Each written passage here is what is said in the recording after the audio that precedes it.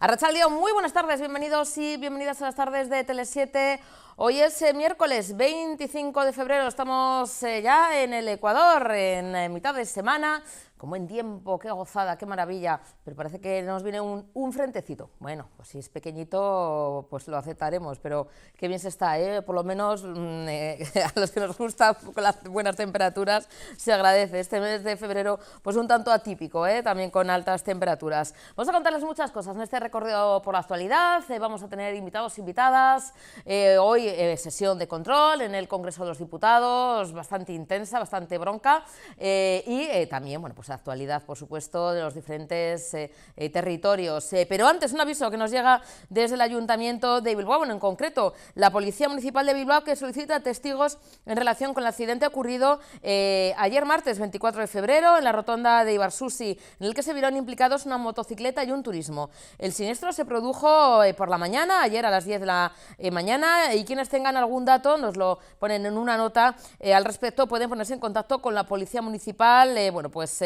a través del correo electrónico investigacionaccidentes.ssc@bilbao.eus o el 94 420 50 40, el teléfono de la Policía Municipal. Como decimos, bueno, en la rotonda de Ibarsusi, en Bilbao, a las 10 de la mañana, un vehículo y una motocicleta. El conductor de la moto, un varón de 35 años, fue trasladado al Hospital de Basurto con fractura de clavícula y politraumatismos. Ojo, cosa grave. Bueno, como decimos, las personas que, bueno, que se estén viendo el programa y que tengan algún dato, 94 420 50 40, el número de la Policía Municipal, y si no, bueno, pues el propio Ayuntamiento de Bilbao les facilitan también toda la información, pero el teléfono 94 420 50 40.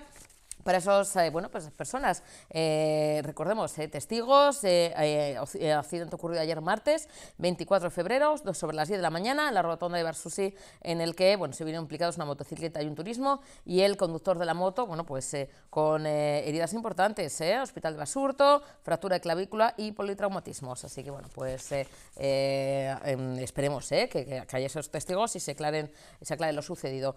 Bueno, sesión de control en el Congreso de los Diputados. Bueno, pues como no podía ser de otra manera, uno de los temas protagonistas, entre otros, era la desclasificación de los papeles, de los documentos del golpe fallido del 23F, del 23 de febrero. Ya lo comentamos aquí, ya se aprobó en el Consejo de Ministros y Ministras, y hoy, miércoles, es el día D, que se hace efectivo, ya publicados en el BOE, en el Boletín Oficial del Estado, en bueno, pues bueno, la orden de desclasificación publicada en el BOE, en el Boletín Oficial del Estado, y los documentos que se pueden consultar en la web de Moncloa, son 153 documentos, exactamente, decimos el número.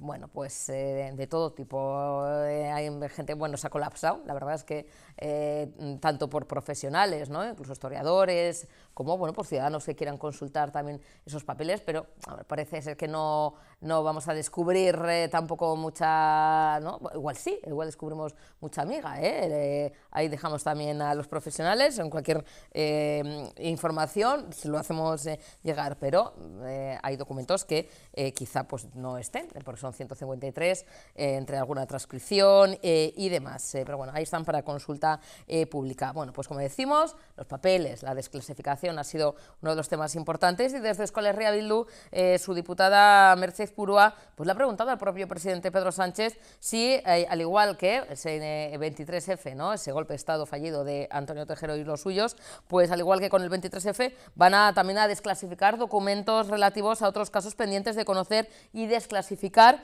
de suma importancia además para la ciudadanía vasca. Bueno, pues ha habido un momento de tensión, la bancada del Partido Popular, bueno, pues ha puesto como a gritar y ha tenido que llevarles Francina Armengol, la presidenta del Congreso de los Diputados, al orden, porque en la intervención de Merche Purua, bueno, pues se han puesto como a ensalzar la voz cuando ha hablado de algunos de los casos todavía pendientes de esclarecer, y que, bueno, pues que también pide que se desclasifiquen algunas de las actuaciones, como decimos, como por ejemplo, bueno, pues la actuación de los GAL y demás. Vamos a escuchar a Merche Purua y la contestación del presidente Pedro Sánchez. Señor Sánchez, su gobierno desclasificó ayer los documentos, veremos si todos, sobre el 23F. Una exigencia histórica que, para más allá de la versión oficial, conocer realmente lo que pasó, quién estuvo implicado y el objetivo político de todo aquello. Y esto demuestra que, frente a lo que llevan años sosteniendo, estos secretos se pueden desclasificar con voluntad y decisión política. Acaban de probarlo. Y consideramos positiva esta decisión, pero no basta. No basta porque aún hoy siguen bajo secreto e impunidad sucesos y crímenes de suma importancia para la ciudadanía vasca y nuestra historia, muchos de ellos más antiguos que el 23F. Lo ocurrido el 3 de marzo en Gasteiz, con el asesinato de 5 trabajadores, del que ahora se cumplen 50 años, está bajo secreto e impunidad.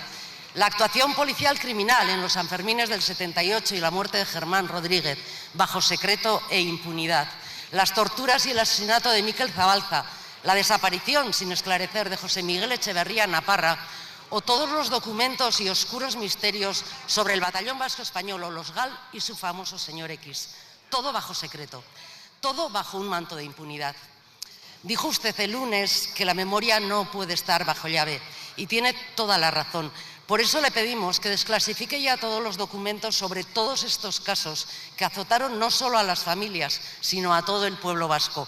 Porque las familias tienen derecho a saber la verdad y la sociedad vasca a conocer lo que pasó sobre todo esto, sobre la guerra sucia contra nuestro pueblo, porque, como usted bien ha dicho, las democracias deben conocer su pasado para construir un futuro más libre. Y eso es lo que buscamos en Euskal Herria. Señores diputados de la bancada del Partido Popular, silencio y respeto. Todo el mundo tiene los mismos derechos en esta Cámara. Todos los diputados y diputadas, silencio, silencio. Señora Aizpurua, tiene usted la palabra. Por ello le pregunto si desclasificará la documentación relativa a todos estos casos como esperan las familias y la ciudadanía vasca. Es un gran día para la democracia, eso es evidente. La transparencia es sinónimo de avance y de consolidación de no solamente la democracia, sino de la cultura democrática y, por cierto, también estamos saldando una deuda no solamente con los investigadores, con los científicos y científicas que lo que quieren es arrojar luz sobre momentos, hitos de la historia de nuestro país reciente, sino también yo creo que saldamos una deuda con, pues con el conjunto de la ciudadanía que merece conocer todos los aspectos vinculados con este intento de golpe de Estado que se produjo en el 23F. Respecto a la segunda parte de su pregunta, también quiero poner de relieve ante sus señorías y también ante la ciudadanía que esté siguiendo esta sesión de control, que nosotros ya en julio del año pasado, en el Consejo de Ministros, aprobamos lo que llamamos el proyecto de ley de información clasificada. Fue aprobado en julio del año pasado, está en tramitación parlamentaria precisamente aquí y supondría ya la derogación de una ley efectivamente preconstitucional como es la Ley de Secretos Oficiales. Es una ley pues, que va a establecer o establecería, en caso de que sea aprobada por estas Cortes Generales, un marco claro, con criterios claros, con plazos, con procedimientos de revisión y que además haría algo muy importante y es situar a España al nivel de las democracias más avanzadas en el ámbito de la transparencia y de la gestión de secretos oficiales. A mí lo único que me gustaría es pedirles a los grupos parlamentarios de esta Cámara, la mayoría de esta Cámara, que durante este periodo de sesiones que acaba de arrancar, en el año 2026, podamos por fin tener una ley contemporánea, democrática y que efectivamente suponga la derogación de esa ley preconstitucional del 68 del siglo pasado. Pero no es suficiente, esperamos hechos y obviamente que es necesario acabar con la ley franquista de secretos oficiales, pero no para sustituirla por otra que mantenga los secretos y la impunidad durante hasta 60 años más, como proponen ustedes. Y repito, con el 23F han demostrado que si quieren pueden desclasificar los documentos. Háganlo también con el 3 de marzo, con Sanfermines del 78, con Zabalza, con Naparra, con los GAL. Las familias y la sociedad vasca tenemos derecho a conocer la verdad. No nos la niegue, desclasifique la impunidad. Bueno, pues ahí estaba, la bancada del Partido Popular Bueno, pues haciendo un poquito de ruido. Por su parte, desde el Partido Nacionalista Vasco, su diputada Idoia Sagastizabal se ha dirigido a la ministra de Hacienda, María Jesús Montero, para preguntarle si prevé el Gobierno central algún mecanismo para garantizar que el impacto del salario mínimo interprofesional, la subida del SMI, en las empresas que prestan servicios en el sector público, pues no comprometa ni los derechos de los trabajadores y trabajadoras ni la calidad también en la prestación de estos servicios. La subida del salario mínimo interprofesional es una buena noticia, mejora los salarios más bajos y combate la precariedad, pero hay un efecto del que casi nada se habla. Muchos servicios públicos que día a día, la limpieza de los colegios, los hospitales, las ayudas a domicilio, la atención social o la jardinería, no los presta directamente la Administración, lo prestan empresas privadas, empresas de inserción, entidades sociales a través de contratos públicos. Y en estos contratos la mayor parte de los costes son los salarios. Y cuando sube el salario mínimo, estas empresas tienen que pagar más a los trabajadores, como no puede ser de otra manera. Pero el problema es que la ley no permite actualizar el precio del contrato para cubrir esa subida salarial, aunque los sueldos representen más de la mitad del presupuesto. ¿Y qué ocurre entonces? Que se reduce el margen para mejorar el servicio, se dificulta avanzar en mejores condiciones laborales, licitaciones que quedan desiertas y empresas que renuncian porque el contrato deja de ser viable. Y esto afecta a sectores donde trabajan mayoritariamente mujeres y a empresas que trabajan con personas en exclusión social. Una empresa en el mercado privado puede renegociar precios para absorber un incremento salarial obligatorio. Una empresa que presta un servicio público no puede hacerlo. Cuando se presenta una licitación no sabe si el salario mínimo va a subir ni cuánto. Y si sube, no puede actualizar el precio del contrato, aunque la subida sea posterior a la adjudicación.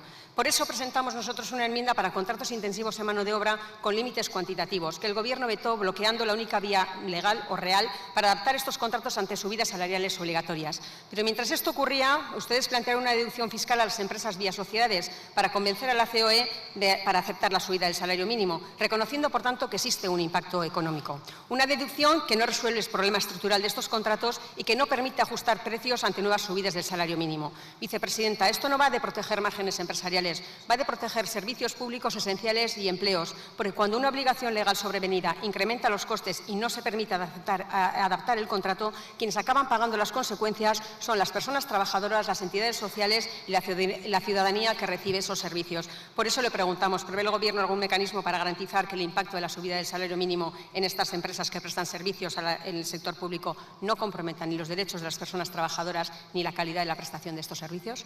Yo creo que podemos compartir, su grupo y el mío, dos cosas. La primera, necesitamos una contratación pública que dé seguridad jurídica, que nos permita tener empresas sólidas y que sobre todo aporte un empleo digno. En eso podemos compartir que cualquier elemento que tenga que ver con contratos en marcha o que tenga que ver con la capacidad de la Administración pública de tener una concurrencia competitiva tiene que tener todos los parabienes para que no haya ningún tipo de desviación sobre la legalidad. Lo compartimos.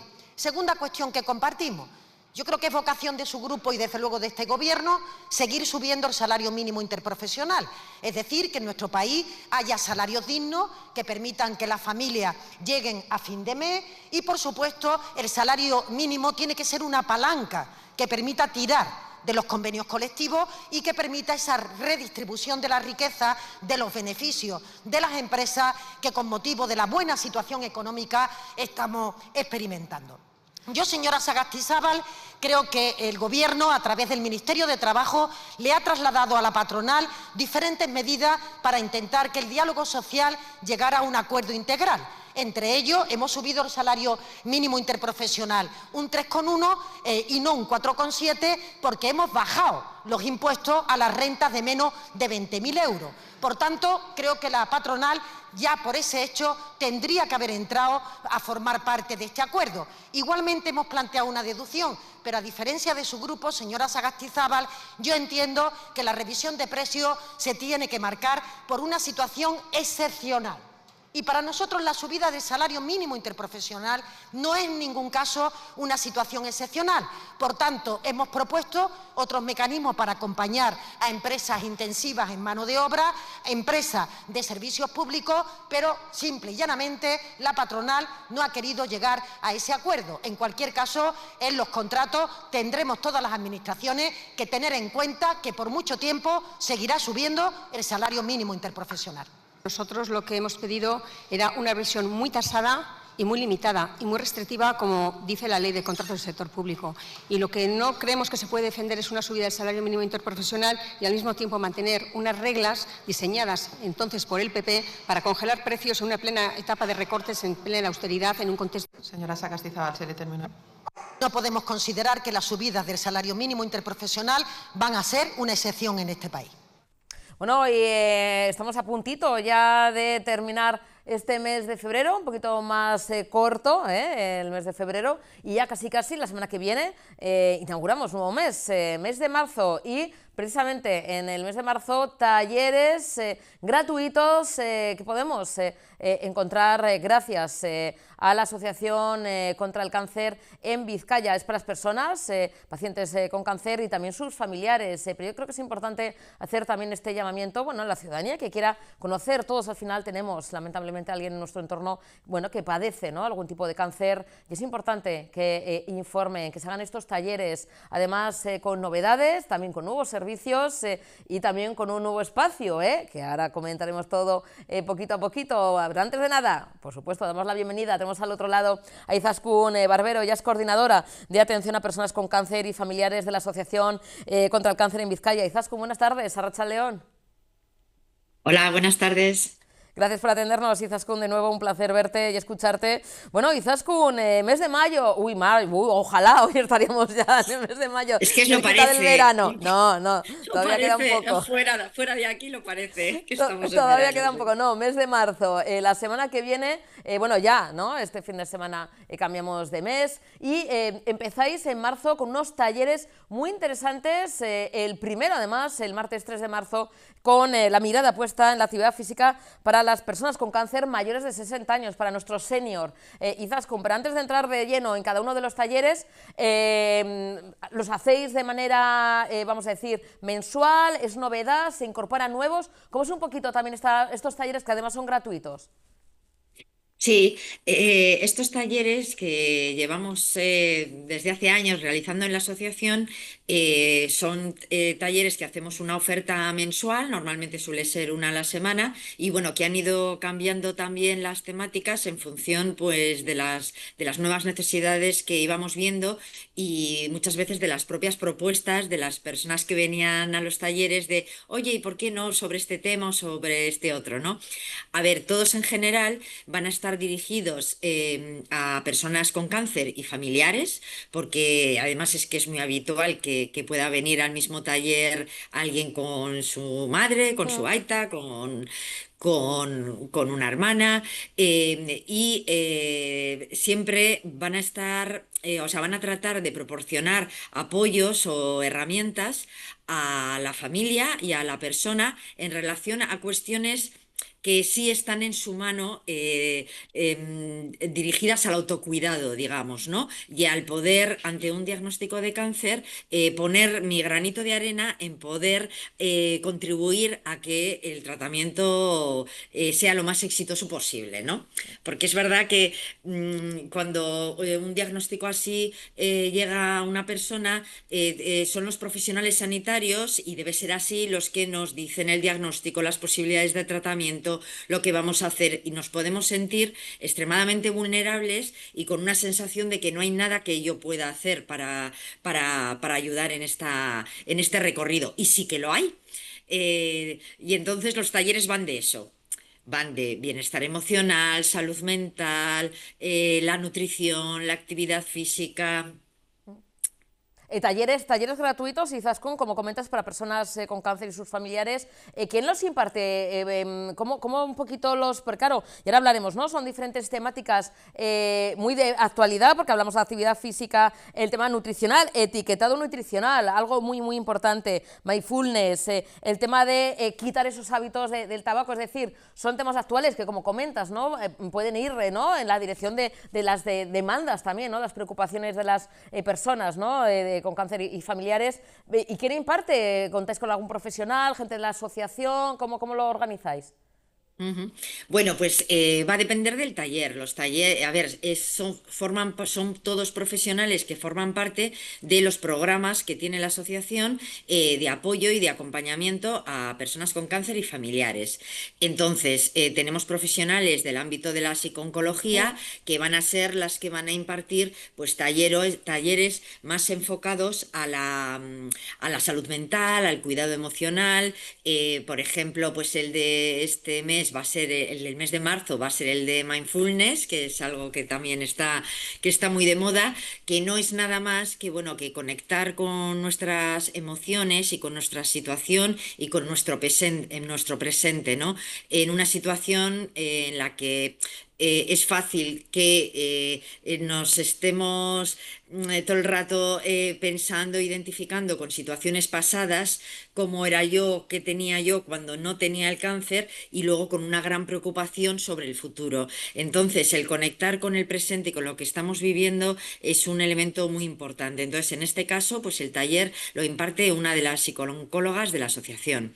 En el caso de la nutrición, lo vinculamos al programa de nutrición que tiene la asociación, también un programa totalmente gratuito para personas con cáncer, y en este caso vamos a hablar del etiquetado nutricional precisamente porque en otros talleres más relacionados con efectos secundarios de los tratamientos o con cánceres del sistema digestivo, pues surgió esta necesidad de tener más información de cuáles son los alimentos, las bebidas más adecuadas, y esa información que a veces aparece en los productos cuando vamos al supermercado, pues a veces es cuando menos un poco engañosa, ¿no? Porque claro, los tomates no tienen ninguna etiqueta de 100% natural o sin azúcares añadidos, claro, porque no lo tienen, porque es un producto natural, y otros productos en cambio sí se venden como muy adecuados para la salud, como muy buenos, como con un impacto muy positivo, pero luego si sabemos leer bien la etiqueta nutricional y los ingredientes de los que está compuesto, pues nos podemos llevar muchas sorpresas. Entonces, bueno, pues eso es algo que surgió durante uno de los talleres, y entonces pues la nutricionista dijo, venga, pues el siguiente, que va a ser el 12 de marzo, pues vamos a hablar específicamente de eso, pero bueno, el contexto siempre va a ser una alimentación saludable que nos ayude a tener menos síntomas derivados del proceso de la enfermedad o de los propios tratamientos. Fíjate, y como comentábamos, Izaskun, empezando este mes de marzo en los talleres de la asociación, actividad física para personas con cáncer mayores de 60 años. Será el 3 de marzo a partir de las 12 del mediodía hasta la 1:30. Además de la nutrición, ¿no? De bueno, pues, saber lo que comemos, el etiquetado, también la actividad física es fundamental a todas las edades, pero también más todavía si cabe para personas mayores de 60 años, que igual esto de la actividad física lo van dejando, me da pereza, estoy con el tratamiento, no me encuentro bien, y al final dejan el tema de la actividad física, y esto es al final perjudicial para esa evolución, ¿no? En cuanto al tratamiento del cáncer. Sí, la actividad física además es una de las cuestiones que más evidencia científica se está recogiendo en los últimos años, y más recomendaciones bueno, pues de diferentes universidades, porque las investigaciones están poniendo de manifiesto cómo efectivamente una actividad física adecuada a la situación de cada persona va a beneficiar el éxito del tratamiento oncológico al que esté siendo sometido, ¿no? Hace años, cuando una persona estaba en un proceso, por ejemplo, de quimioterapia, que es un proceso muy duro, que produce muchísimo cansancio, el consejo médico era el del reposo, el del cuidarse, desde el recuperar energías. Bueno, pues ahora la evidencia científica dice todo lo contrario. Hay que hacer ejercicio, hay que hacer actividad. Pero claro, lógicamente las personas nos dicen, no, no, si yo ya sé qué tengo que hacer, si yo estoy muy motivada y además me he informado y ya he oído que es lo mejor, pero claro, me da miedo hacerme daño, me da miedo cansarme tanto que me pueda dar un mareo y desmayarme. Bueno, pues eso es lo que estamos trabajando con una empresa que está especializada en la actividad física para personas con diferentes enfermedades, que van a poder poder realizar un diagnóstico, digamos, individual de la situación previa de la persona, de qué nivel de ejercicio físico estaba realizando antes de su proceso diagnóstico, porque es muy diferente una persona que estaba llevando una vida bastante sedentaria, aquella que hacía algo de ejercicio los fines de semana, o un deportista, por ejemplo, son situaciones muy diferentes. Entonces, luego, en función de en qué situación esté, pues se le va a poder dar orientaciones para pautar la actividad física más adecuada en cada caso. Y quizás con los... Entonces, Sí, perdona, perdona. sí, no, que en esta charla, por ejemplo, que vamos a realizar, pues ya es el día 3 de marzo, es el martes que viene, a las 12 de la mañana, la vamos a centrar más específicamente en el colectivo de más de 60 años, pero al final de lo que se trata es de informar con la evidencia científica de que esto es bueno, con todas la protección de saber que estamos contando con profesionales que les puedan realizar una buena orientación, y luego con darles pues una cobertura, como pueden ser en el programa de la asociación, para realizar esa actividad física 3 veces al día durante unos meses, un poco hasta instaurar ese hábito de actividad física, para que luego se mantenga, que no se quede en unos meses. Izaskun, recordamos que los talleres son gratuitos para los pacientes, ¿no? Con cáncer, ¿no? Y sus familiares. Antes de seguir, ¿no?, con los servicios también gratuitos que ofrecéis en la asociación, los talleres, ¿dónde se pueden? Porque hay que apuntarse, eso sí. ¿Dónde se pueden apuntar? ¿Cómo se pueden informar más? Vale, pues para para cualquier servicio que realiza la asociación, para cualquier persona o familiar que quiera apuntarse, tenemos un único teléfono, que es el teléfono de Infocáncer, que funciona 24 horas y 365 días al año. Pueden llamar ahora, pueden llamar esta noche, pueden llamar el sábado, y ahí les van a atender, les van a informar de todos los servicios que ofrecemos, o simplemente van a decir, oye, que me quiero apuntar al taller del martes de actividad física. Bueno, pues les van a apuntar, ¿vale? Y entonces ese teléfono es un 900 100 036. Es uno de los servicios, precisamente, además de para poder apuntarse a los talleres, 900 100 036, 24 horas al día, como comentas, Izaskun, 365 días al año, información también de apoyo, ¿no?, asesoramiento profesional. Son servicios de la asociación gratuitos, pero hay más, porque hay atención psicológica, atención social, voluntariado también para acompañamiento en hospitalizaciones. ¿Cuáles son un poquito los servicios? Porque se van incluyendo, o se van, vamos a decir, ¿no? Bueno, adaptando, y se van incluyendo más servicios gratuitos. Claro, un poco, pues eso, en lo que comentaba de que, a ver, una persona con cáncer es mucho más que un cáncer, es una persona que tiene una serie de necesidades integrales y a las que estamos tratando de dar respuesta, siempre no suplantando el apoyo o la intervención que ya puede realizarse desde el sistema público de salud, pero sí de una manera complementaria.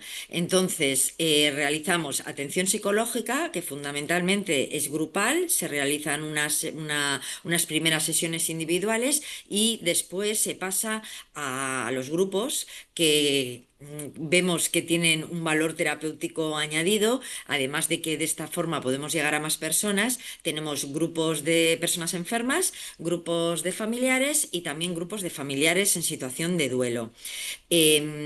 Luego, además de esta atención psicológica, tenemos toda la parte de atención social, porque suele ser habitual que ante una situación de cáncer en la persona, pues al final se revuelve un poco todo y tiene un gran impacto también en su situación, pues laboral, económica. Entonces tenemos una serie de ayudas económicas o de orientación para poder acudir a la administración para gestionar una incapacidad, una ayuda por dependencia, que puede ser temporal, parcial. Bueno, pues acompañarles un poco en todo ese proceso con la administración.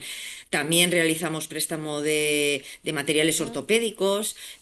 Bueno, pues la verdad es que yo animaría a que nos llaméis, que llaméis al 900 100 036 y que preguntéis por algún servicio de la asociación, o simplemente porque queréis que os informen de todo. Y de verdad que que no hay además ningún compromiso de ser parte de la asociación, de hacerse socia, son todos servicios gratuitos y os animo de verdad a que llaméis y preguntéis porque yo creo que bueno, pues que hay muchos apoyos que se pueden conseguir, por ejemplo, pues toda la parte de acompañamiento que solo realiza pues nuestra red de voluntariado, que es muy amplia. Tenemos más de 100 personas que están dispuestas a acompañar a otra persona pues a una consulta, a una quimioterapia, a sujetarle el bolso mientras le están operando, porque hay personas que están en una situación de soledad muy extrema, que no tienen a veces que ver con la situación económica, no siempre van de la mano. Hay personas que están muy solas y que agradecen mucho el que haya alguien que les pueda acompañar en estas situaciones, ¿no? Izaskun, y ya aprovechando y antes de dejarte marchar en esta ocasión, que volveremos a hablar espero en breve, Sí.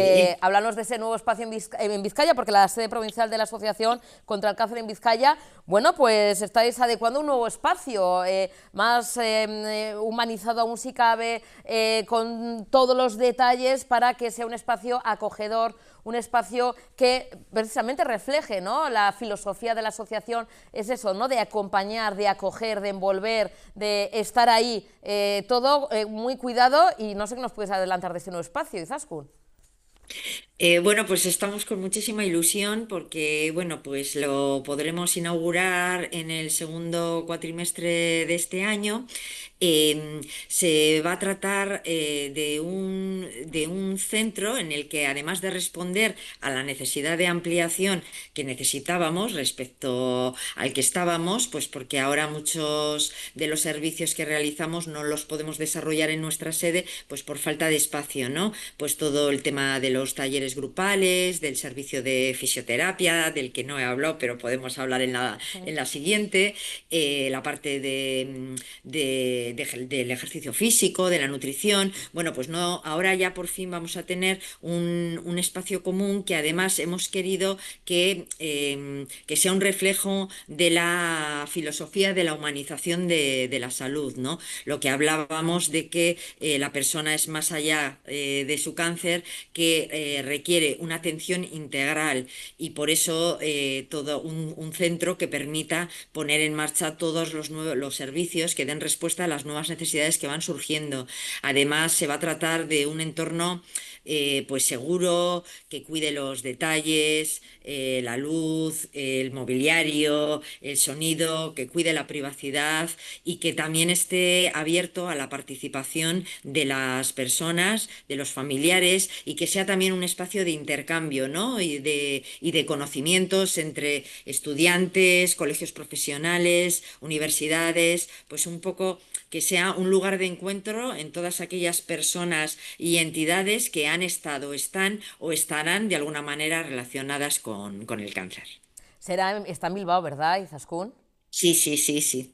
Estará en Bilbao, muy céntrico, muy cerquita de donde estamos ahora, en Indautxu, y bueno, pues os mantendremos informadas de cuándo será la inauguración y de todos los actos que vamos a hacer, también porque se trata de que sea un centro comunitario y de que cuantas más personas vengan a visitarnos, a vernos, a proponernos ideas para participar en él, pues estaremos encantadas de escucharos. Bueno, queremos estar en la inauguración, avisarnos, Izaskun.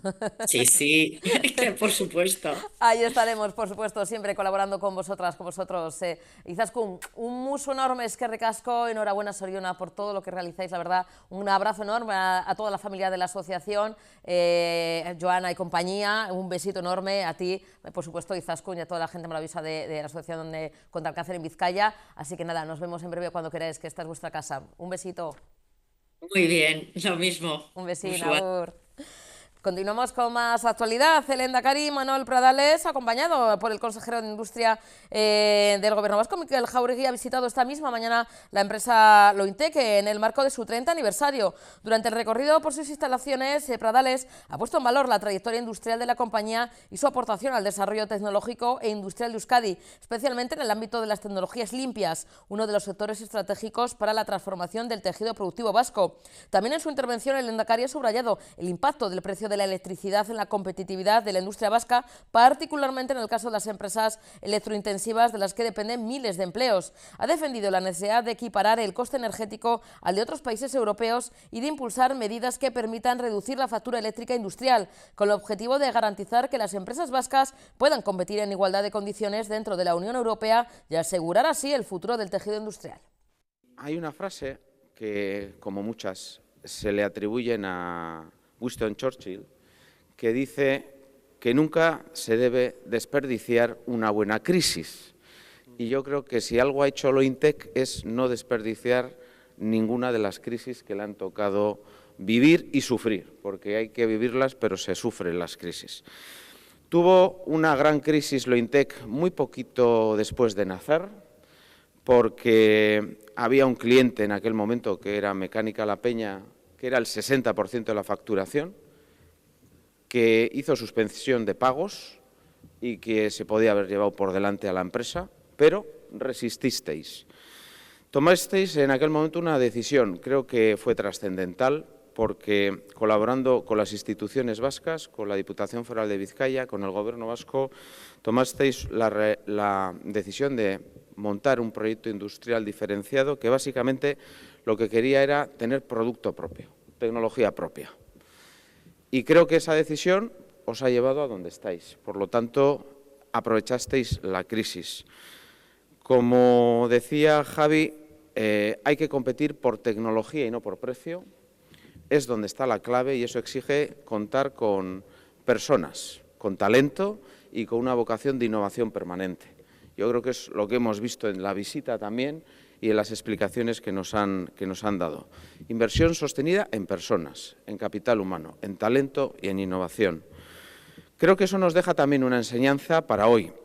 La cultura manufacturera que tiene este país, que tenemos en Euskadi, tiene que ir de la mano del ecosistema científico y tecnológico. Y aquí creo que lo venimos haciendo bien de la mano de la Red Vasca de Ciencia, Tecnología e Innovación, las universidades vascas, y creo que es donde tenemos que seguir profundizando. Combinar eso es apuesta de éxito seguro. Hemos heredado un legado, hemos heredado una cultura manufacturera y creo que nos toca transformarla, por supuesto, pero ensancharla también. Este país tiene que seguir siendo industrial, con una industria avanzada, con una industria muy competitiva, que nos permita estar en punta de lanza, defendiendo siempre el arraigo y defendiendo también el crecimiento. Y creo que es en lo que estamos. El Gobierno y empresas como Lointec nos presentaban cómo encajaban en el plan de Industria 2030, eso de más industria, mejor industria y menos emisiones, y decían, esto entra como un guante. Pues efectivamente estamos muy alineados y creo que eso es lo importante. En tiempos difíciles, otra enseñanza, es verdad que se cierran muchas puertas, pero también se abren algunas. Y la trayectoria de Lointec lo ha demostrado. Por eso creo que ahora hay que aprovechar, estamos viendo en el entorno vasco que hay empresas que lo están pasando mal, tenemos que estar a su lado y defenderlas, pero tenemos que aprovechar también esas puertas que se están abriendo. Se está abriendo la puerta de la reindustrialización en el conjunto de Europa. Creo que Europa por fin se está dando cuenta de que hay que cambiar el ritmo y hay que cambiar la dinámica que llevábamos y que tenemos que reindustrializar el continente, y ahí Euskadi tiene que jugar un papel fundamental y necesitamos empresas como Lointec que nos ayuden a jugar ese papel. En el ámbito pues, de la descarbonización, de la transición energética, mucho de lo que se hace aquí precisamente es para eso, y creo que además las tecnologías limpias constituyen un ámbito estratégico y es una de las piezas fundamentales en las que está trabajando también el Plan de Industria en Euskadi, en línea con el Clean Industrial Deal de la propia Comisión Europea, y en línea con el Plan de Ciencia, Tecnología e Innovación, en línea con los faros de innovación, en línea con el Plan de Inversiones Transformadoras Euskadi Araldatuz. Es decir, que todos los instrumentos públicos en colaboración con el ámbito privado los estamos alineando también con lo que la propia Comisión Europea quiere hacer.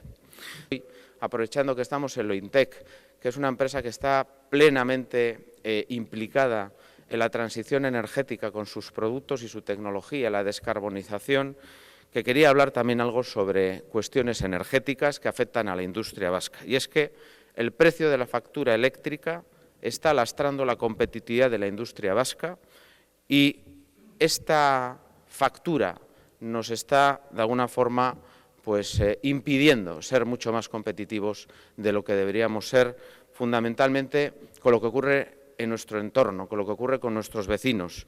No se entiende que las empresas vascas paguen mucho más que empresas francesas o que empresas alemanas y menos disponiendo de energía abundante en la península a través de la generación renovable. No se entiende.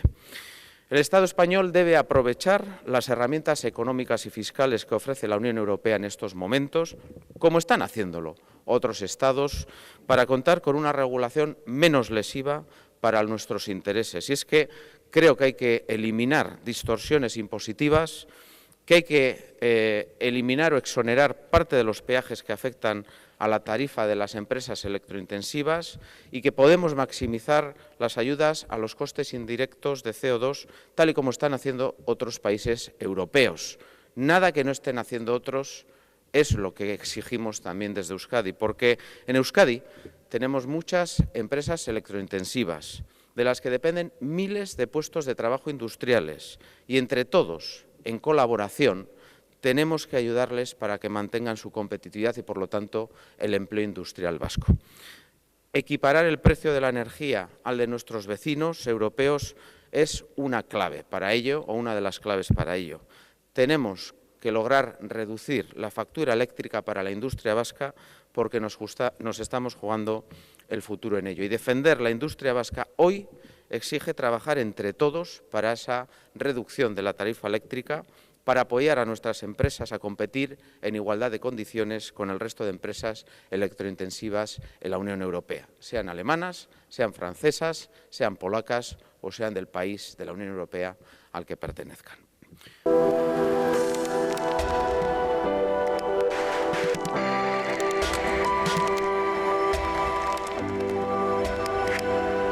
Espacio subvencionado por el Departamento de Cultura y Política Lingüística.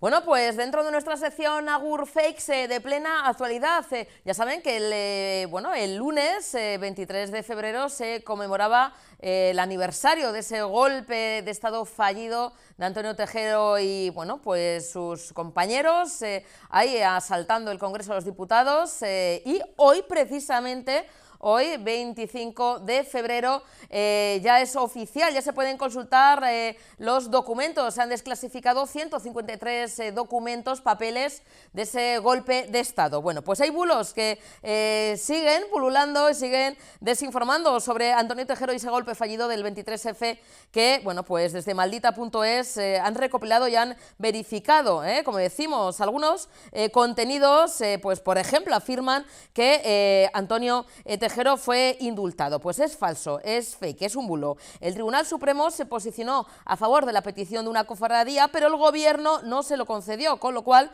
ese run, esa noticia de que, pues vamos a decir, ¿no?, el que llevó a efecto, aunque no era el ideólogo, Antonio Tejero, condenado a 30 años de prisión por este intento de golpe de Estado, fue indultado, es falso. Como decimos, no se le concedió. Tampoco fue condenado a 10 años de prisión por el golpe de Estado, fueron 30, como decimos, no fueron 10 años como, pues afirmaron, ¿no?, durante tiempo, ¿no?, y de, pues esas, como decimos, desinformaciones, 10 años, en ese golpe de Estado del año 81, pues fue condenado a 30 años de prisión, no a 10. Como decimos, cuando hablamos de desclasificación, que hoy es efectiva, hoy a las 12 del mediodía ya estaba para toda la ciudadanía, pues algo que también circula es que los papeles del 23F que, pues han salido ya a la luz, demuestran, entre comillas, que el rey Juan Carlos organizó el golpe de Estado. Pues es falso. A día de hoy, y si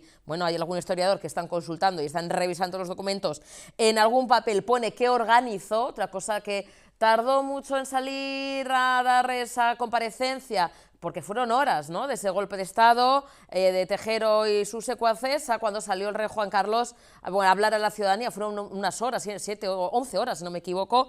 Bueno, pues ahí podemos pensar, no pensar, pero bueno, no hay ningún documento a día de hoy en esos papeles que digan que el rey Juan Carlos organizó él mismo el golpe de Estado, con lo cual esto que dicen que esos papeles incluyen que fue el ideólogo, pues son falsos. Bueno, también hay, como decimos, ahí estamos viendo todas las informaciones, son bulos y desinformaciones.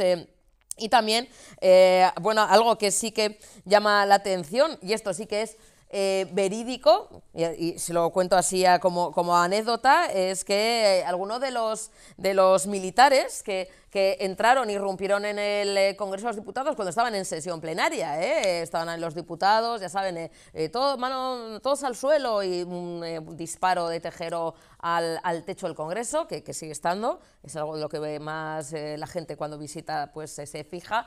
Pues algunos de esos militares, muy jóvenes ellos, y que incluso han dado alguna declaración, alguna entrevista, no sabían que iban a dar un golpe de Estado, es decir, eran bueno, pues jóvenes, algunos, que estaban en diferentes destacamentos, que quizá estaban haciendo el servicio militar y que, bueno, pues les llevaron allí y de repente entran en el Congreso y dicen, madre mía, ya cuando verían el percal dirían, pues sí, estamos en golpe de Estado, pero algunos de ellos pues les pilló pues así, un poquito de improviso. Bueno, han dado alguna entrevista ya cuando han pasado pues 40, bueno, en el 81, pues imagínense todos los años, que bueno, pues algunos de ellos les llevan de algunos destacamentos y que no sabían que iban a dar ese golpe de Estado.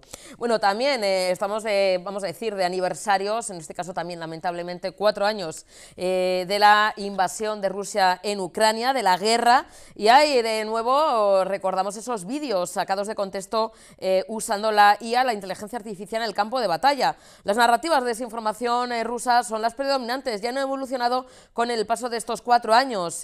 Bueno, justificaban en su momento la invasión a Ucrania un 24 de febrero del año 2022 bueno, pues incluso, como decimos, vertir esos bulos y desinformación contra el propio presidente Zelensky, diciendo que tenía posesiones, dinero, mansiones en paraísos fiscales. Como decimos, bueno, pues es constante esas narrativas, como por ejemplo, como decimos, el presidente de Ucrania o su mujer o su entorno más cercano, también imágenes sacadas de contexto. Los primeros contenidos a los que se enfrentaron los verificadores tras la invasión es que, bueno, pues como decimos, eran imágenes que supuestamente eran de la guerra, de la invasión, y realmente eran imágenes de videojuegos o conflictos pasados o animaciones en 3D bueno, las publicaban como si se tratara de la guerra en curso, es decir, utilizando incluso imágenes de videojuegos hablando de la guerra cuando eran imágenes ficticias. También una de las más repetidas, como decimos,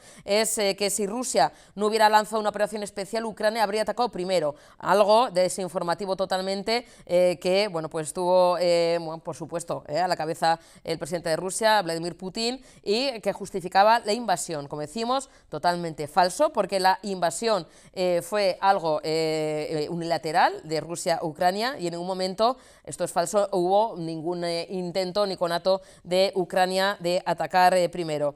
Otro de las olas de desinformación se centró en los refugiados ucranianos.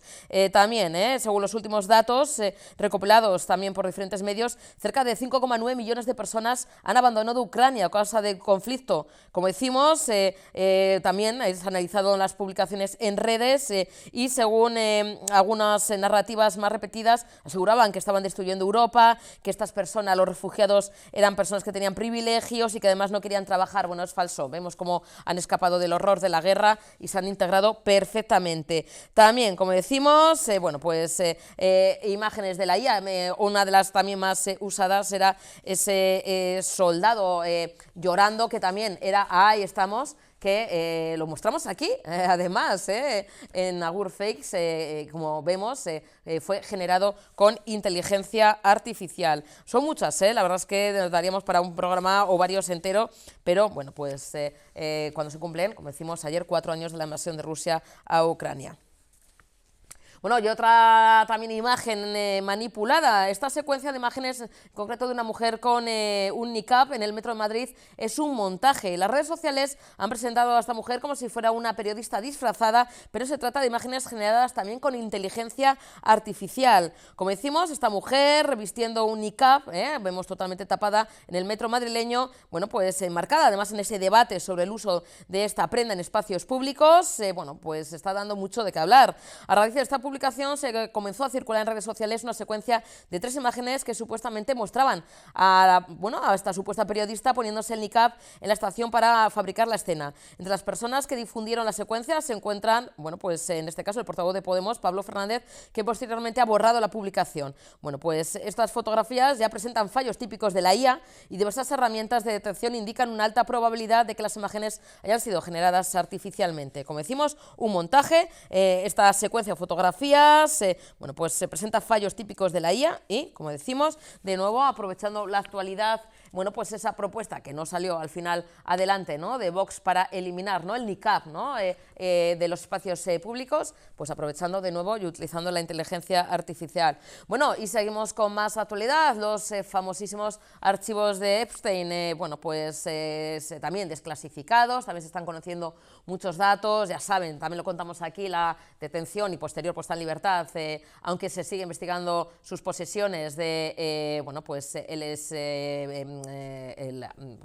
lo diré, el hermano del rey Carlos, Andrés de Inglaterra, el príncipe, el favorito de la reina Isabel, bueno, pues se le sigue investigando aunque está en libertad.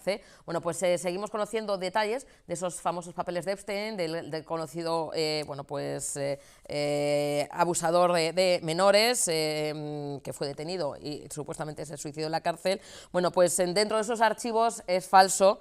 No hay ninguna constancia de que Israel haya estado implicado en la muerte de Lady Di. Sí, dirán, ¿y ahora por qué sale de repente Lady Di? Bueno, pues el origen de estos contenidos está en una página web que comparte desinformación con asiduidad. Y es que circula en redes sociales una teoría de la conspiración que asegura que los documentos desclasificados del caso Epstein del pederasta contienen pruebas de que Israel asesinó a Lady Diana para proteger una red de pedofilia. Bueno, pues no hay ningún documento desclasificado hasta la fecha que pruebe que el país, que Israel le mató ni estuvo implicado en la muerte de la princesa Diana de Gales. De nuevo, decimos que es una noticia fake, no hay ninguna constancia y de nuevo, bueno, pues teorías de la conspiración que circulan en redes sociales. Bueno, y en los últimos días también se ha viralizado por diferentes canales, aunque principalmente por WhatsApp, un vídeo donde aparece una menor, una niña pequeña, bailando en un hospital acompañado por el mensaje siguiente: Cáncer Hospital, campaña para la cirugía de esta monada. Cada vez que reenvías este vídeo, ella gana, bueno, 10 céntimos. Sin embargo, no existe una campaña para recaudar dinero para conseguir fondos para la supuesta operación de esta niña. De hecho, las imágenes ni siquiera se grabaron en nuestro país y tampoco son actuales. Se filmaron en Brasil en el año 2017 y además se trata de un viejo bulo que circula cada cierto tiempo. El vídeo no menciona ninguna campaña de donación, con lo cual es falso que si reenviamos ese vídeo de esta niña pequeña bailando en un hospital se recauda dinero para su operación contra el cáncer. No existe tal campaña de recaudación de fondos para ayudar a la pequeña. De hecho, el vídeo, como decimos, ni es actual ni es en este país, así que no caigan en esta estafa, en este bulo, porque de nuevo pues se trata entre un bulo, porque es falso, y también un intento de estafa. Bueno, y hablando de más estafas, bueno, el tema del dinero rápido. ¿Quieren ganar dinero rápido? Bueno, centenares de cuentas en redes sociales ofrecen préstamos con intereses bajos para hacerse con nuestros datos personales o con nuestro dinero. Desde maldita.es han localizado más de 300 perfiles en TikTok, en Facebook y en, bueno, antiguo Twitter, ahora X, que ofrecen supuestos préstamos con intereses bajos y con una tramitación sin papeleos. Algunos perfiles además exigen un pago por adelantado para tramitar el crédito, aunque los expertos consultados ya aseguran que no es un procedimiento que lleven a cabo entidades bancarias o prestamistas. Para convencer al usuario de la legalidad del trámite y su buena voluntad, comparten testimonios de personas que supuestamente ya han recibido el dinero solicitado y copias de los contratos que deberían firmar. Las cuentas de Facebook, en cambio, terminan redirigiendo a compradores de préstamos, con lo cual no caigan en el timo, en la estafa. Esto del dinero fácil, pues no es tan fácil, os puede salir muy caro, porque con esa promesa, pues bueno, pues se hacen con nuestros datos personales e incluso nos pueden robar dinero.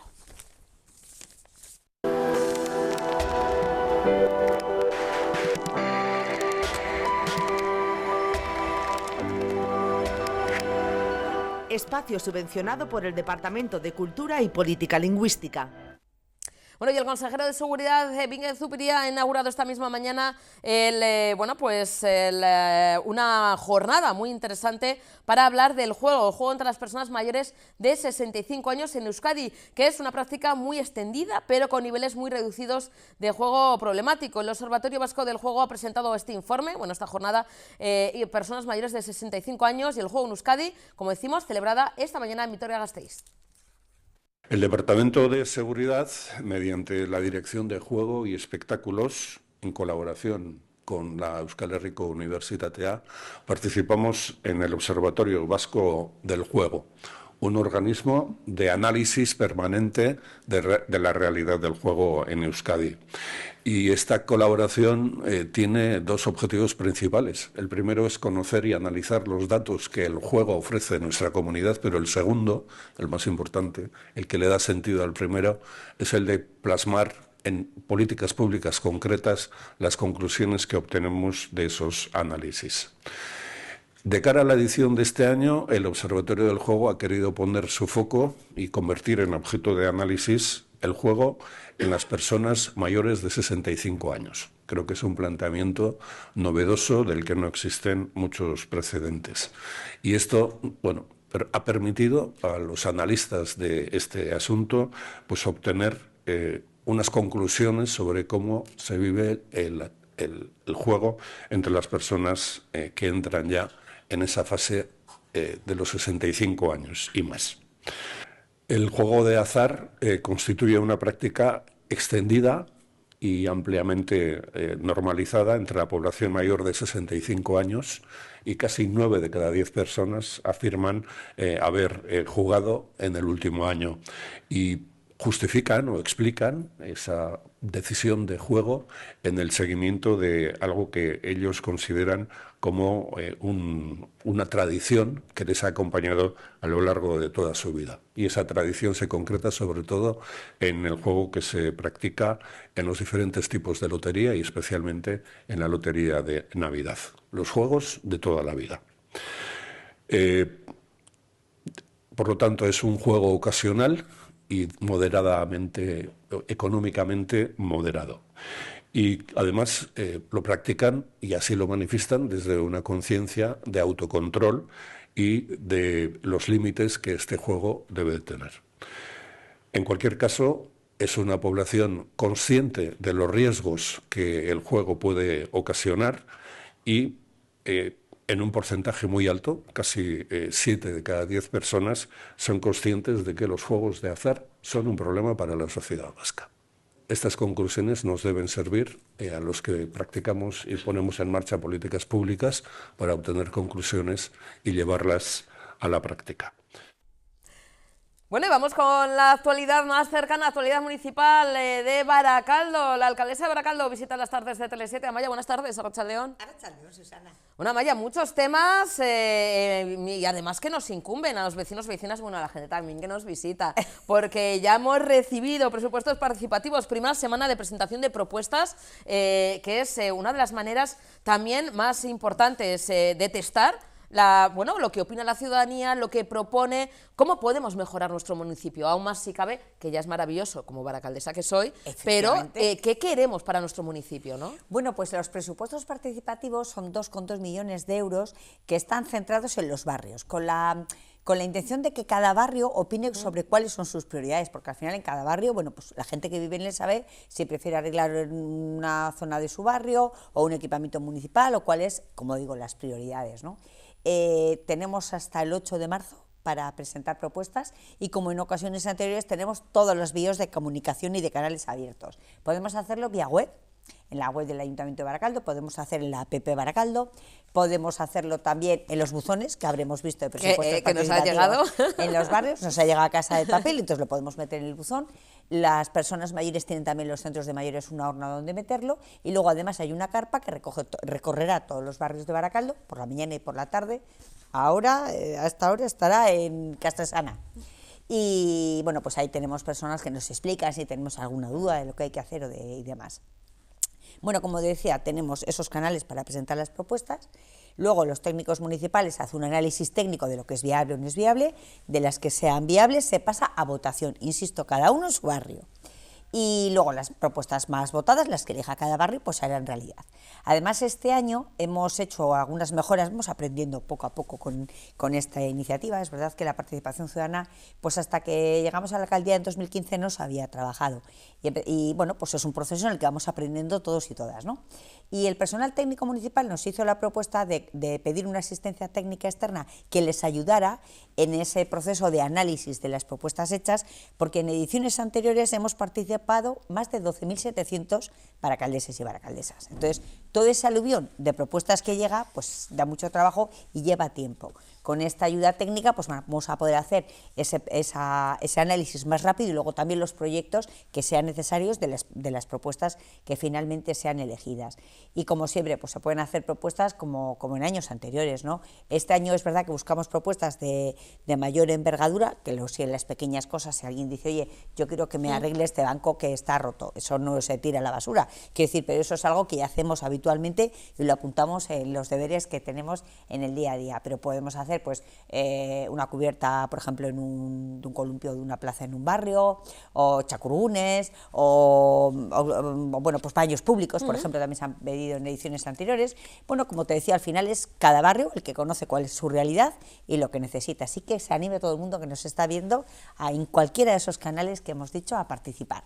Sí, porque seguramente en este año se supere la cifra de años anteriores, ¿no, Maya? Cada año la respuesta es mayor. Fíjate que las personas que están en la carpa me decían que están muy sorprendidas bueno, es gente que va a otros pueblos también a iniciativas semejantes, ¿no?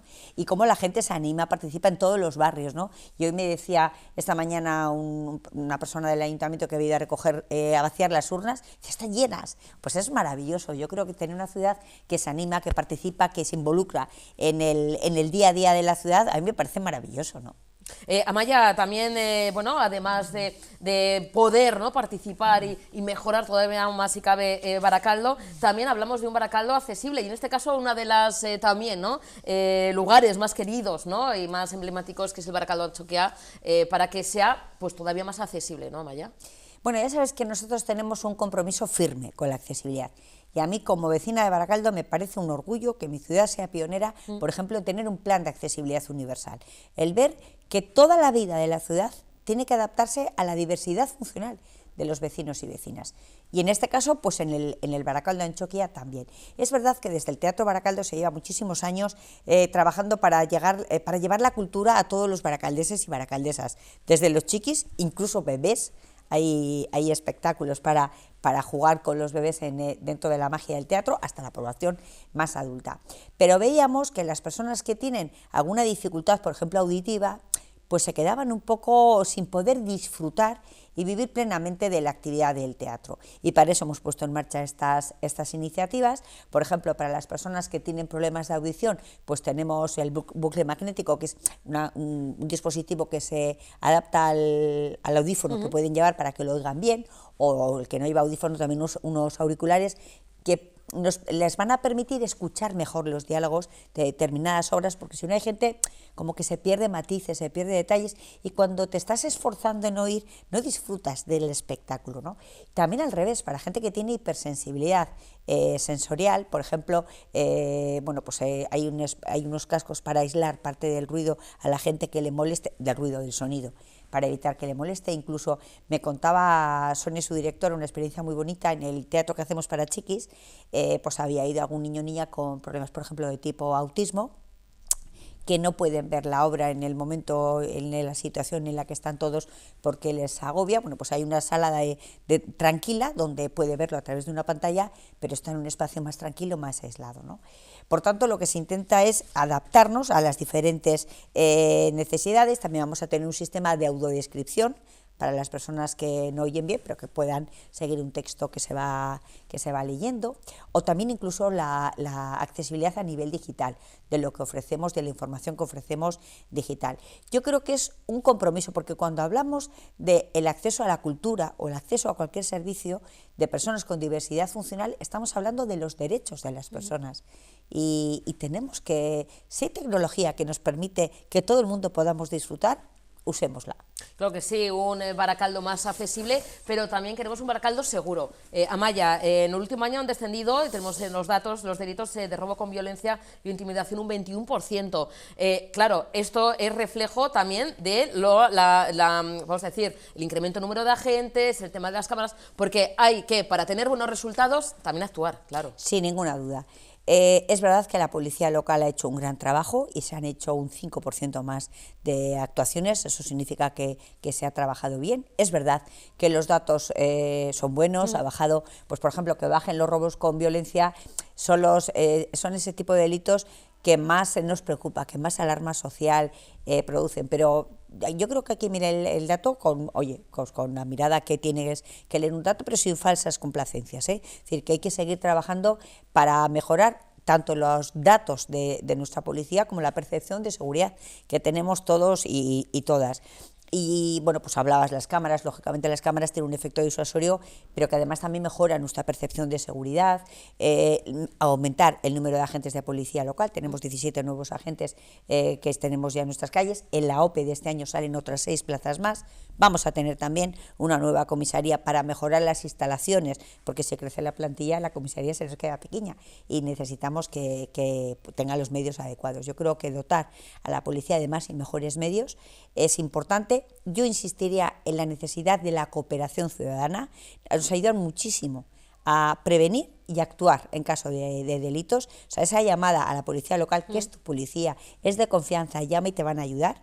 Y me vas a permitir que haga un pequeño mención también a los que yo llamo siempre nuestros imprescindibles, que trabajan de la mano de la policía local, que son las personas voluntarias de protección civil, que también cada año hacen una tarea mayor, siguen ayudándonos en todo, y yo creo que hay que poner en valor esa gente que está siempre, que se les llama siempre que hay un evento, ya sea de una fiesta como hace unas semanas, ¿no? Le estuvimos ayudándonos para que el desfile de carnavales fuera un éxito, pero también con los problemas que estaba generando los vientos y el agua, ¿no? Bueno, pues yo creo que ese trabajo de ciudadanía y policía local, con la ayuda de protección civil, como digo, y dotándonos de los medios adecuados, bueno, pues hace que tengamos esa sensación de seguridad y ese Baracaldo en el que disfrutemos de nuestras calles con tranquilidad. Bueno, y hablando de disfrute, este fin de semana ha habido un acto también muy especial, ese homenaje a Julián Larrea, una escultura en Gorostiza, ¿cómo fue? Hizo encima buen tiempo, o sea, bueno, vamos, fue un día perfecto.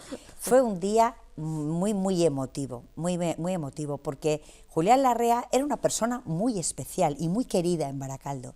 No solo hacíamos que en esa escultura maravillosa que hay en Gorostiza, no podía ser en otro sitio que en su barrio, y a mí me encantó lo que dijo su nieto Julen cuando destapamos la escultura, dijo, es Aitite. Me parece maravilloso, ¿no? Y ver la emoción de sus nietos, de su hermana, de su hijo, fue un día precioso. Es verdad que, como decía, el día de la inauguración no era solo el homenaje a un gran deportista, que lo fue, con una larguísima vida de deportista, sino que era el homenaje a un gran hombre, una persona con unos valores sólidos, una persona que nos transmitió el amor al trabajo, a esforzarse por lo que uno cree, a luchar por lo que es justo, a amar la naturaleza, a amar Baracaldo, desde esa humildad que caracterizaba a Julián, que siempre... Yo me acuerdo, además lo recordaba ese día, ¿no?, cuando le dimos el Jolín Sariak, que él decía, pero bueno, yo no me merezco tanto. Claro que se lo merecía. ¿Cuántas generaciones de chiquis han pasado por su baserri de Gorostiza que se quedaban ensimismados cuando Julián les contaba las historias de las abejas, del campo, de los montes, o en las fiestas yo estaba siempre en las fiestas de Santa Bárbara, en la de la cereza, y de verdad que era una persona entrañable, que nos ha dejado un gran legado, no solo de ese recuerdo de los valores del deporte, sino todo lo que Julián transmitió, ¿no? Y que chiquis que pasaron por su baserri y hoy ya son adultos sigan recordándolo, es maravilloso, y esa escultura lo que pretende es que cuando demos un paseo por ese entorno maravilloso de Gorostiza y el regato, miremos a Julián y nos acordemos de lo que nos enseñó. Claro que sí, en ese maravilloso pulmón verde que tenemos, uno de los más bonitos de Baracaldo. Amaya, ya es oficial, repites como candidata a la alcaldía de Baracaldo, Zorionak, Amaya. La verdad es que, vamos, yo creo que, fíjate, los años que nos conocemos, y es que eres como la película, vas echando, te estás quitando años. O sea, no me los quito, los ¿verdad? tengo. ¿Verdad? Con mucha ilusión y con muchos, pues muchas ganas, ¿no? de afrontar también de nuevo, ¿no? Capitaneando pues este reto, ¿no? de la alcaldía de Baracaldo de nuevo. Pues muy emocionada y profundamente agradecida. Los hombres y mujeres de las 3 asambleas del Partido Nacionalista Vasco en Baracaldo decidieron que yo represente ese proyecto para las próximas elecciones. Yo de verdad que no sé cómo agradecer la confianza, ¿no? Me parece que es el mayor tesoro que alguien te puede confiar, ¿no? Y ese compromiso de no defraudarles. Tengo la suerte además de trabajar con un gran equipo, yo solo soy la cara que más vemos de un proyecto importante en el que hay muchísima gente detrás. Detrás de este proyecto hay mucho cariño, hay mucha ilusión, hay mucha pasión por nuestro pueblo, ¿no?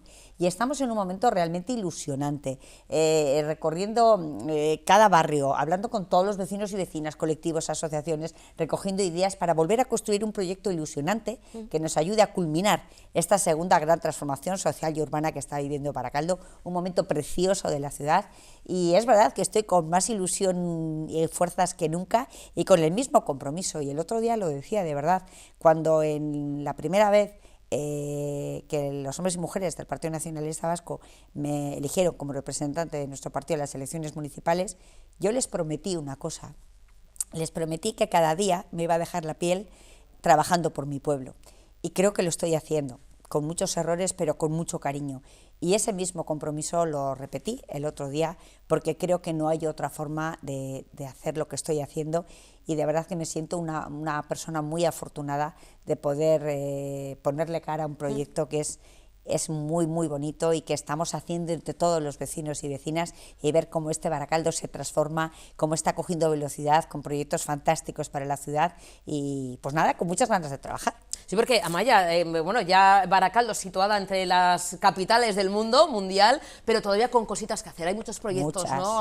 claro. que tienen que llevarse a cabo.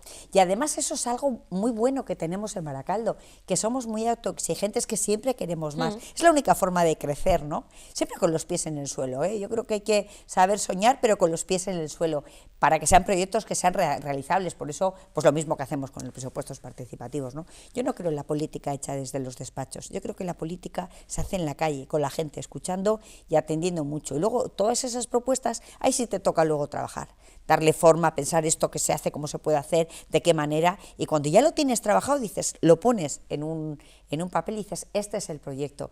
Y el resultado, cuando eso se hace realidad, que no es tu proyecto, sino es un proyecto compartido con muchas personas, es muy emocionante, como nos ha pasado con Zamalanda, nos ha pasado con cualquiera de los proyectos que estamos haciendo, y cuando por fin lo ves, ese sueño colectivo hecho realidad, es un momento muy bonito. Pues Amaya, seguiremos hablando aquí en las tardes de Tele7. Este fin de semana ya no tenemos carnavales, ¿qué toca? Porque es que en Baracaldo siempre tenemos algo que hacer. Tenemos de todo. No, la verdad que no lo sé lo que tenemos este fin de semana, porque pero seguro que hay un montón de cosas. Hay un montón Esa de es cosas. una suerte. Mira, por ¿Sí? eso también necesitamos que los barrios tengan más espacios, que haya espacios cubiertos para que aunque llueva no paramos. Y yo creo que eso es... El mercado, tenemos en el mercado, es verdad, ¿no? es claro, verdad, creo que mañana sí, vienen nuestros sí, amigos de ABK sí. para contarnos también de actividades. Hay de todo, oye, si hace malo, pues también ha cubierto, y bueno, pues un montón de propuestas, y sobre todo disfrutar de Baracaldo, que simplemente dando un paseo se disfruta un montón. En Baracaldo siempre Amaya. planes. Eso sí, es que ricasco, Amaya. Es que ricasco. Gracias siempre. Agur. Continuamos en las tardes de Tele7, y el Departamento de Movilidad Sostenible del Gobierno Vasco y el Ayuntamiento de Bilbao han suscrito esta misma mañana el acuerdo de financiación de la nueva parada de los Caños del tranvía de Bilbao. El proyecto, que será adjudicado en las próximas semanas, cuenta con un presupuesto cercano a los 5 millones de euros y un plazo de ejecución de 15 meses. El tranvía es un medio de transporte público que acerca a las personas a su lugar de estudios, a los servicios de salud, al ocio o al trabajo. Pero en su discurrir por las distintas calles de una ciudad, supone también una importante revolución en términos de mejora de los espacios públicos y regeneración urbana. El de hoy es un buen ejemplo de ello.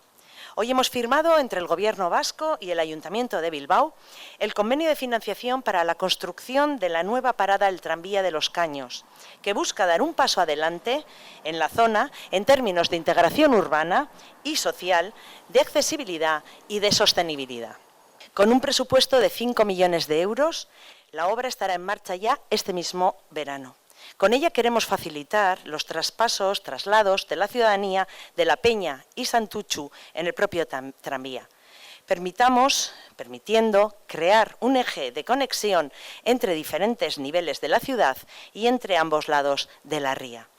Porque lejos de ser una parada, o solo una parada, la número 17 de la ciudad, la de Los Caños, contará con un nuevo ascensor urbano panorámico que tendrá parada en el Paseo de Los Caños y que contará con una pasarela en su parte superior que conectará con la avenida Miraflores.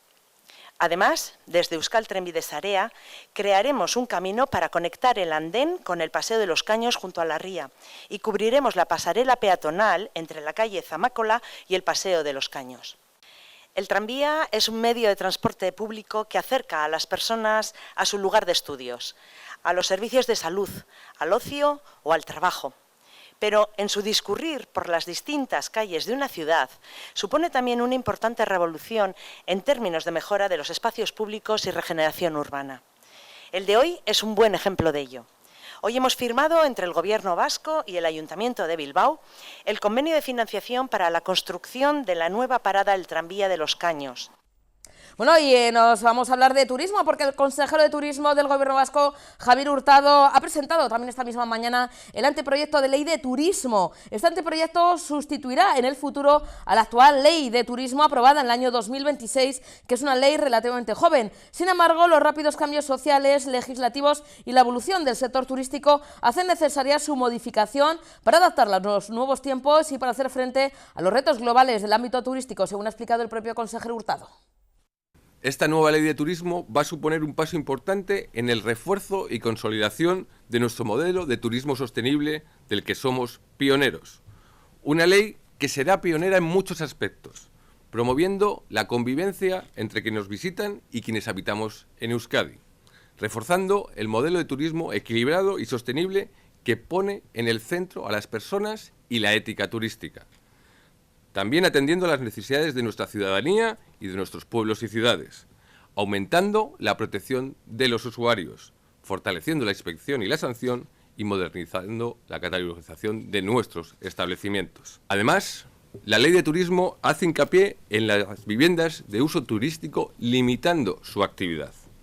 La ley recoge expresamente que no podrán establecerse viviendas de uso turístico en zonas tensionadas ni en viviendas protegidas, ni en suelo no urbanizable, y se limita su implantación en núcleos rurales.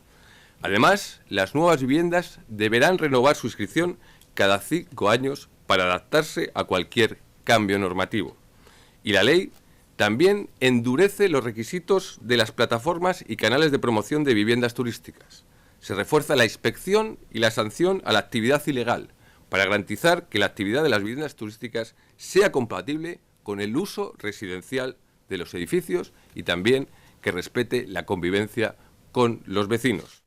Bueno, y la Junta de Gobierno del Ayuntamiento de Bilbao ha aprobado en su sesión de esta misma mañana la cesión al Departamento de Educación del Gobierno vasco de una parcela ubicada en Zorrozaurre con el fin de destinarla a la construcción de un nuevo equipamiento educativo público. La parcela de 7.000 metros cuadrados va a permitir dar respuesta a la demanda educativa actual y futura en un barrio en pleno desarrollo.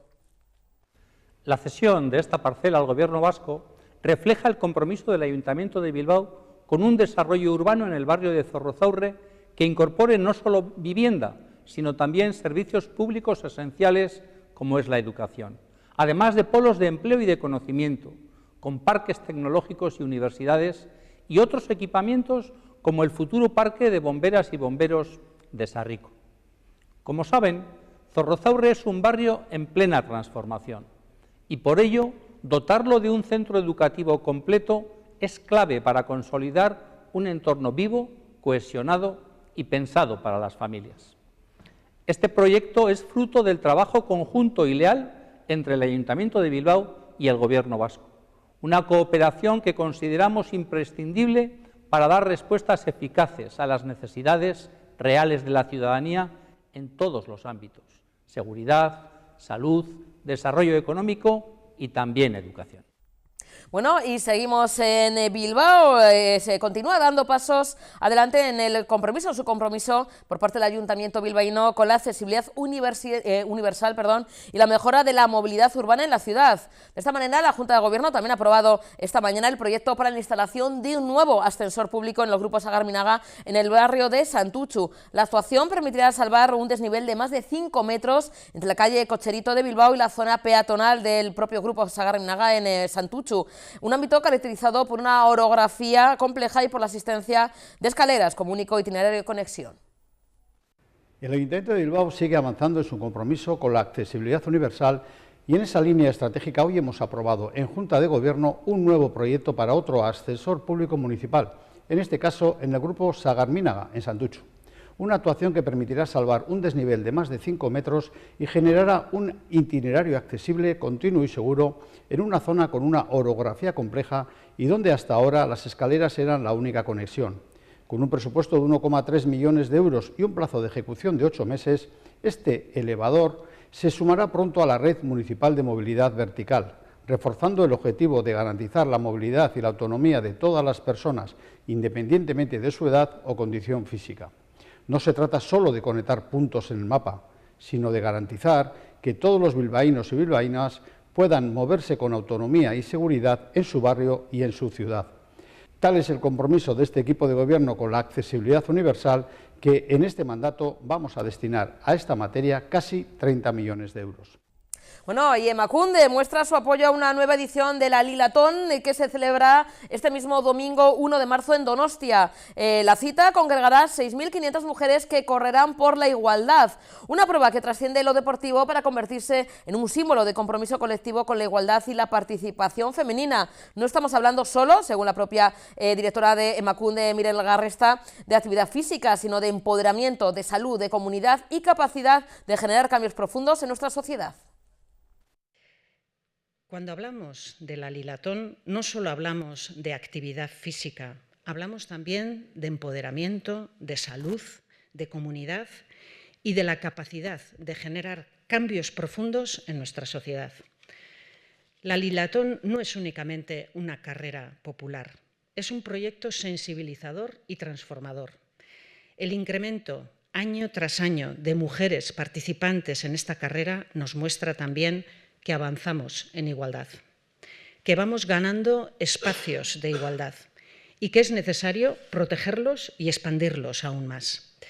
Es ese precisamente el llamamiento que hemos hecho en la campaña del 8 de marzo con el lema «Dale espacio a la igualdad».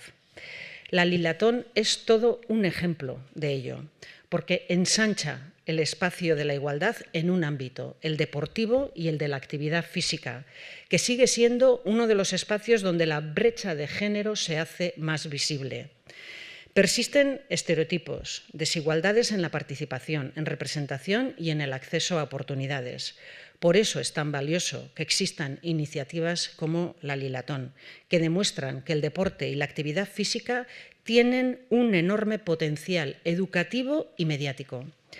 Pueden ayudarnos a superar prejuicios y estereotipos que limitan a las mujeres y les impiden desarrollarse según sus expectativas y su potencial. Practicar deporte es en sí mismo un ejercicio de empoderamiento y Lilatón Taldea lo ha demostrado con creces a lo largo de todos estos años. Y en San Sebastián, aunque la brecha de práctica deportiva entre mujeres y hombres es muy baja, no es muy elevada, esta es una muy buena prueba de iniciación entre chicas y mujeres para todas las edades, pues para empezar a hacer algo de deporte, para empezar a correr. Esta es una carrera que nació para desafiar pues ese miedo, esa vergüenza a salir a correr y esa desigualdad también arraigada en nuestra sociedad y desde luego se ha convertido ya en un evento totalmente asentado en nuestra ciudad, una celebración del feminismo, una celebración de la igualdad y una celebración de nuestra capacidad como mujeres para ponernos un reto y poder conseguirlo Desde luego estábamos comentando aquí antes que bueno, pues la belleza de la Lilatón es poder ver esas mujeres diferentes, de diferentes edades, diferentes generaciones, corriendo juntas, y desde luego esta es una prueba en la que no importan las marcas, no importan los tiempos, lo importante es pues apuntarse y formar parte de ella. Bueno, pues animamos a todas las participantes este domingo en Donostia. Nos tenemos que marchar, no tenemos tiempo para más. Mañana volveremos con más actualidad, más información, más ganas de compartir cada tarde con ustedes. Besito, Bierarte, agur.